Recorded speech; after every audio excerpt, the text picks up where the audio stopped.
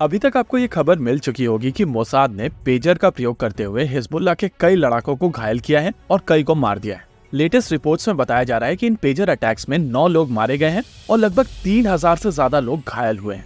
आइए करते हैं इसी चीज की एक एनालिसिस और समझने की कोशिश करते हैं कि मोसाद ने एग्जैक्टली ये कैसे किया और क्या भारत को ऐसे अटैक से सतर्क रहने की आवश्यकता नहीं है।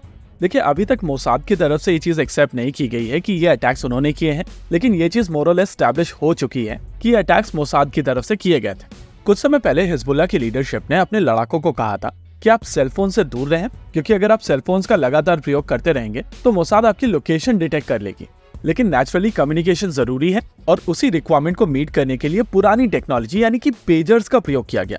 पेजर्स प्रैक्टिकली 1980s और 1990s की टेक्नोलॉजी है, जहां पर आपके एक छोटे से डिवाइस के ऊपर एक छोटा सा मैसेज आता था जिसके बेसिस पर आप पूरा कम्युनिकेशन करते थे। इस चीज को इजराइल की खुफिया एजेंसी मोसाद ने समझा, जहां पर केवल 30 मिनट के विंडो के अंदर हजारों पेजर्स के अंदर ब्लास्ट हुए और इन ब्लास्ट से न ही केवल हिजबुल्लाह का कंप्लीट कम्युनिकेशन नेटवर्क खत्म हो गया, बल्कि 9 लड़ाके मारे गए और हजारों घायल हो गए।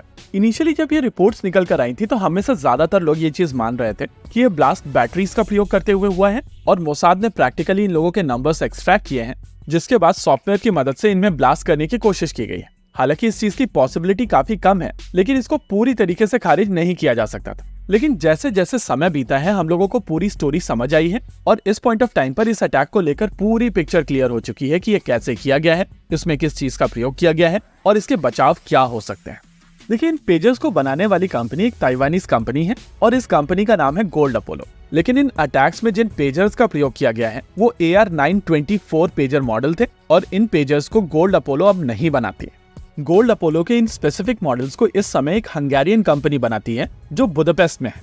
प्रैक्टिकली ये कंपनी गोल्ड अपोलो का ब्रांड नेम यूज करती है, लेकिन पूरे पेजर को ये लोग खुद ही बनाते हैं। इस पूरे अटैक को एग्जीक्यूट करने के लिए मोसाद की तरफ से इस कंपनी को एंगेज किया गया था और जब ये लोग पेजर बना रहे थे तो इन पेजर्स के साथ में लगभग 20 ग्राम एक्सप्लोजिव डाला गया था, जिसको एक स्पेसिफिक कमांड के आने के बाद में एक्सप्लोड होना था।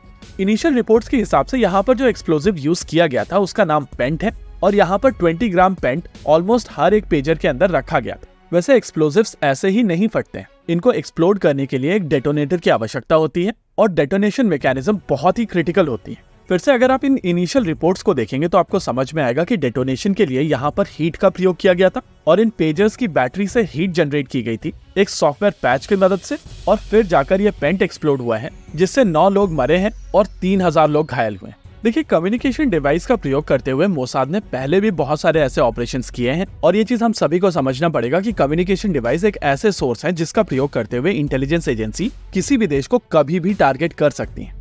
इन स्पेसिफिक अगर आप भारत की बात करें तो हमारे सारे के सारे कम्युनिकेशन इक्विपमेंट बाहर से आते हैं। आपके और मेरे फोन से लेकर BSNL और जियो में यूज होने वाले इक्विपमेंट तक हर कुछ बाहर से आते हैं और अगर भारत के ऊपर इस तरीके का हमला करना हो तो इन सिस्टम्स की सप्लाई चेन में इतने सारे गैप्स हैं कि कहीं पर भी इस तरीके की चीजें प्लान की जा सकती हैं। कुछ समय पहले भारतीय सेनाओं के लिए लगभग 30,000 सैमसंग के फोन्स खरीदे गए थे और इस एक्विजिशन के बाद में एक चीज क्लियर हो जाती है कि आपकी लीडरशिप कहां पर है, क्या बात कर रही है और कहां जाने वाली है। ये सारी इन्फॉर्मेशन अगर कोई चाहे तो एक्सट्रैक्ट कर सकता है। देखिए, अगर इस पॉइंट ऑफ टाइम पर भारत सरकार सीरियस होकर सोचे और एक सोल्यूशन ढूंढने की कोशिश करे तो सोल्यूशन होगा आपका अपना खुद का सिस्टम। और चीजें केवल यहीं पर नहीं रुकेंगी, आपके अपने खुद के सिस्टम्स की सप्लाई चेन भी खुद की होनी चाहिए, चाहे वो डिस्ट्रीब्यूशन हो, लॉजिस्टिक्स हो या फिर आफ्टर सेल्स हो। होप इस चीज को यहाँ पर सीरियस लिया जाएगा और भारत सरकार इंश्योर करेगी कि भारत की मिलिट्री लीडरशिप को इस तरीके से टारगेट ना किया जा सके। इसी के साथ आज के इस वीडियो में रखते हैं केवल इतना ही। वीडियो को अंत तक देखने के लिए धन्यवाद। देखते रहिए कॉन्फ्लिक्ट एक्स। जय हिंद।